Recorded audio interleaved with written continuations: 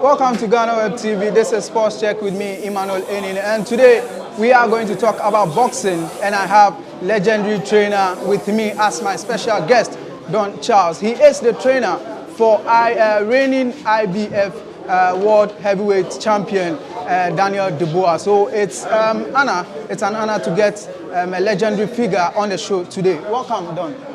Thank you for having me. It seems today is your first time visiting Ghana. Yes, indeed. The love I'm receiving is overwhelming. Yeah. I feel honored. Right. So it's been a little over 24 hours since you landed. How has it been for you, the environment? Yeah, like I said, I'm pleasantly happy because I've never been here, so I didn't know what to expect. I am from next door, I'm Nigerian, so it's from home to home basically, and the love I'm receiving from the moment I got off the plane, the love I've been receiving, true love, it's been really, I've been touched. Yeah, you are a big figure in boxing, and whenever you land in a country like Ghana, we get to talk about some legends who have been in the sports before. And how would you describe Azumah Nelson? Oh my God. Yeah. Well, I was a fan. I'm still a fan. When I say was, I'm a fan of the legendary Azumah Nelson, the pioneers who brought light to their countries, to its people. So I am a fan of the Honorable Azumah Nelson. And in fact, I'd like to meet him. I'm going to be coming quite regularly. On my next visit, I've come on a short visit. My next visit, I'm going to make a point of arranging to meet the legendary man. You being a trainer, how has Azumah Nelson's career influenced you? Wow.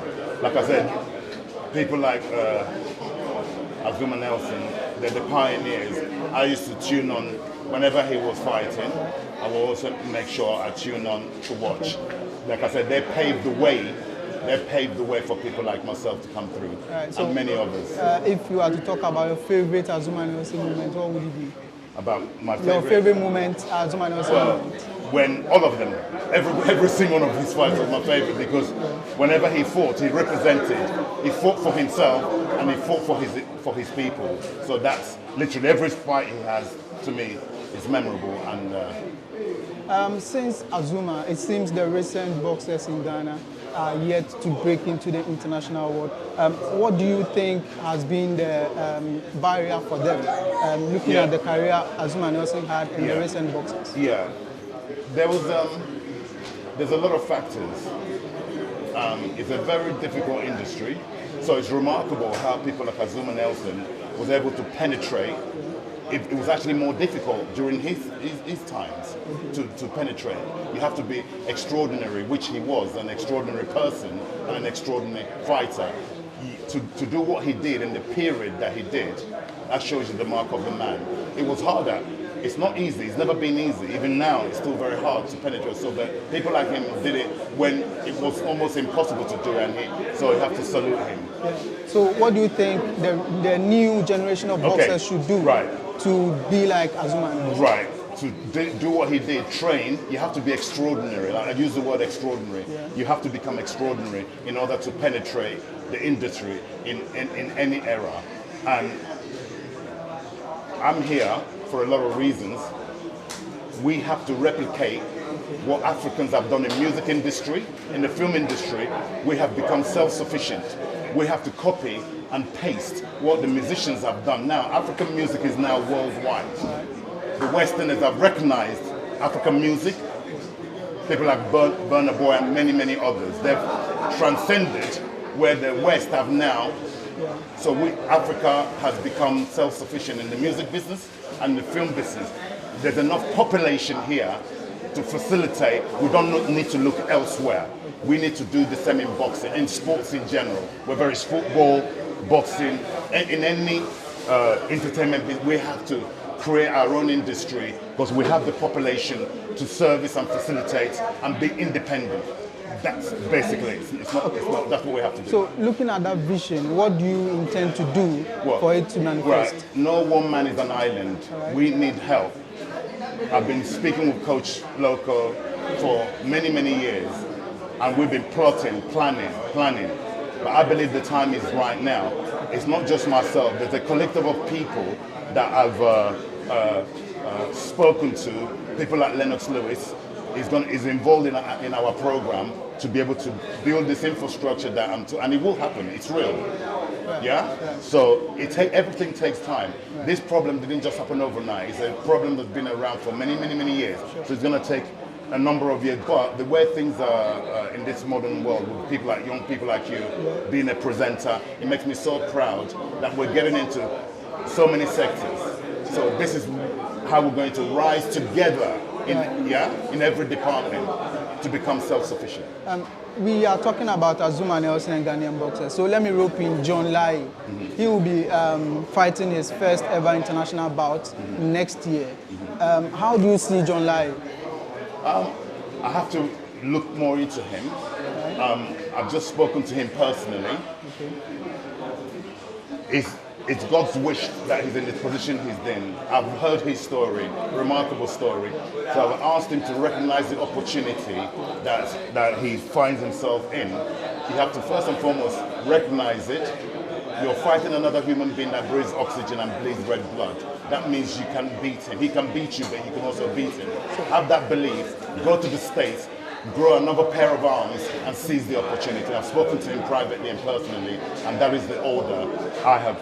So you've assured him of your support? Yes, he's got my support, 100%. All right. I saw you training with some boxers in the gym. What surprised you? How good they are, from having very, very little support. Coach Loco, God bless him, because where would these kids be otherwise? He's been a servant to his people, and to produce champion from nothing, that's remarkable. And I'm here to support him. All right, sure. Let me bring you down to your boxer, Daniel Dubois. You masterminded his victory over Anthony Joshua. How was it like? It's God's work. It's God's work. Myself and Daniel, we've only been working together for 14 months. And what we've achieved in 14 months, nobody thought that we could do it. But we believed that we could do it. And we did it with the help and backing and support of our Father, God. All right. So was there any trick that you gave him that maybe Anthony's footwork is not good, do this, do that? What were the tricks that you gave Daniel? Well, like I said, when it's written, destiny, I'm a strong believer in destiny. When it's written, it was already an established fighter, an accomplished fighter, Daniel Dubois. When he joined me, I used my experience I've gathered over the years as a trainer, and also the belief that I have to remind him of his obligations, that he's not just fighting for himself and his family, he's fighting for his people. He needs to win for a lot of reasons.